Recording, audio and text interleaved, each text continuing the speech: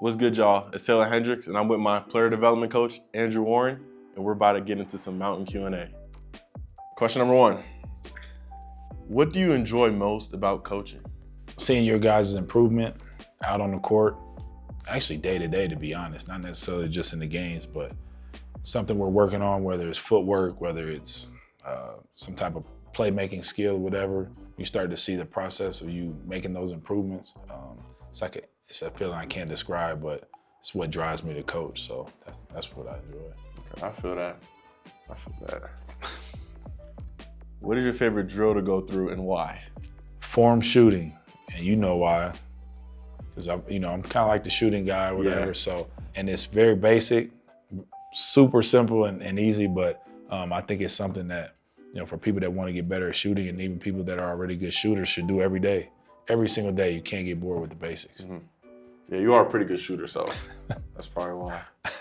Is there any drill you hated as a player but now enjoy as a coach? Yeah, having defensive scouts, kind of going through a lot of the actions that other teams will run morning the day of a game, like shoot around. You go through the motions, like, as a player, okay, we get it. But now I think it's imperative that you know what you're doing, certain actions, certain plays that you're going to see in the game. So couldn't stand it as a player, but now I actually enjoy going through that process. Nah, I agree with you on that, because I feel like when I was younger, I was like the same way. But like now I've gotten older, like I really could, appreciate that part of the game and how important that part is. So. And it just makes game time that much easier. Yeah, exactly. Which coaches have influenced your coaching style the most? I would say my college coach, Jim Les, because he helped me a lot with a lot of things, like with my shooting, just when I was in college, that helped me develop into a pro. My godfather, Chuck Person, who coached in the NBA, coached in college.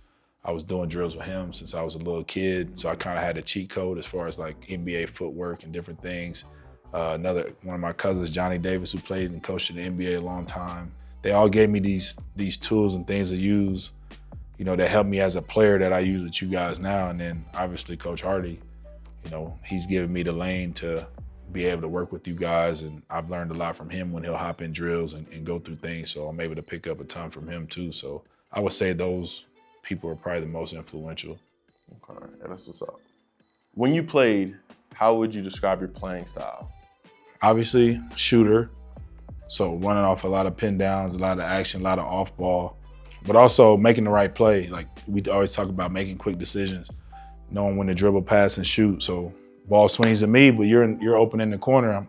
I'm throwing that good to great to you. So just being able to make the right play at the right time and defensively being in the right spots. I wasn't a great defender, but I competed. I played hard, and I'd be in the right spots. If I'm the fireman, the fireman, like we say, different things like that. Or if I got to be in the shift, I was really good. Did you have any game day superstitions, and do you still have any as a coach? So when I played, taking a nap, I had to get the nap after shoot around. And then I would just always, my shooting routine was like the one that, like the main thing. Yeah. The number of shots, where I was shooting from on the floor. It was very simple, very to the point. But then I also just always put the only real superstition I had was to eat a peanut butter and banana sandwich, drink an espresso, and then put my socks and shoes on left to right. It's simple, it's easy, but that's what I did.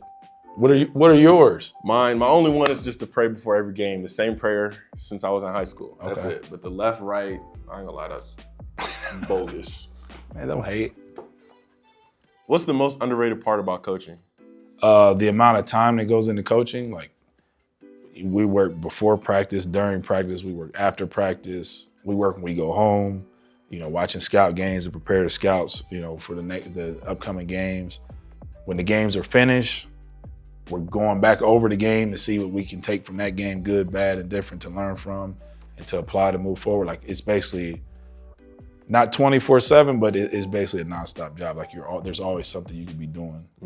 And so with that, you got to find ways to have a little bit of time for yourself. You have family, kids, like it can become a little bit overwhelming, but there's a lot that goes into it. Okay. What is one mantra or quote you apply to your work? Treat people the way you want to be treated. Treat everybody with respect. Treat them with respect. Respect will come. from the people you work with, but also in shooting, and you know this because we've been dealing with it. I kind of said it a little bit earlier, but you can't get bored with the basics.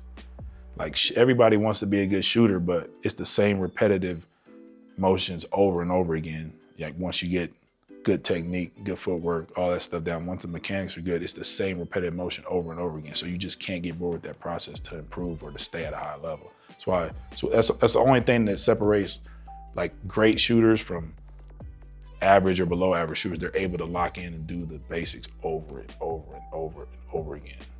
Appreciate you, Drew. I got to know you a little bit better. Fans got to know you a little bit better. This has been Mountain Q&A.